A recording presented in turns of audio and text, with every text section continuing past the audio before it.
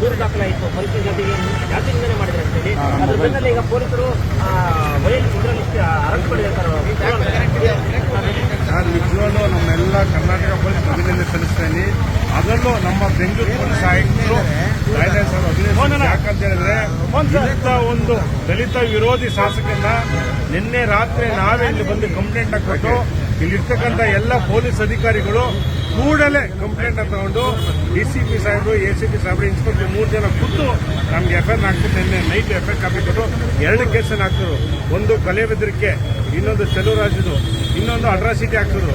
ಅದಾದ್ಮೇಲೆ ಕೂಡಲೇ ಇನ್ನ 12 ಅವರ್ ಆಗಿಲ್ಲ ಅಷ್ಟು ಬೇಗ ಅರೆಸ್ಟ್ ಮಾಡಿದ್ರೆ ಅಂತ ಹೇಳಿದ್ರೆ ನಿಜವಲ್ಲೂ ಒಂದು ರೀತಿ ನಮಗೆ ಖುಷಿ ಕೊಡೋದ ಕೆಲಸ.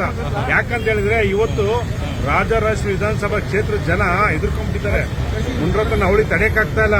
ಆಯ್ತಾ, ಈ ಒಂದಲ್ಲ ಎರಡಲ್ಲ ಗುತ್ತಿಗೆಗಾರಿಗೆ ಧಮಕಿ ಹಾಕೋದು, ಅಲ್ಲಿ ಇರ್ತಂತ ಕಾರ್ಯಕರ್ತರಿಗೆ ಎದುರಿಸೋದು, ಬೆದರಿಸೋದು, ಹೊಡೆಯೋದು, ಗಲಾಟೆ ಮಾಡಿಸೋದು, ಕೇಸ್ಗಳು ಹಾಕ್ಸೋದು, ಆಯ್ತಾ. ಸೊ ಈ ತರ ಹಲವಾರು ಪ್ರಕರಣಗಳು. ಈಗ ಬಂಧನ ಈಗ ಅಂದ್ರೆ ಪೊಲೀಸರು ವಶಕ್ಕೆ ಪಡ್ಕೊಂಡಿದ್ದಾರೆ, ಈಗ ಕರ್ಕೊಂಡ್ ಬರ್ತಿದ್ದಾರೆ.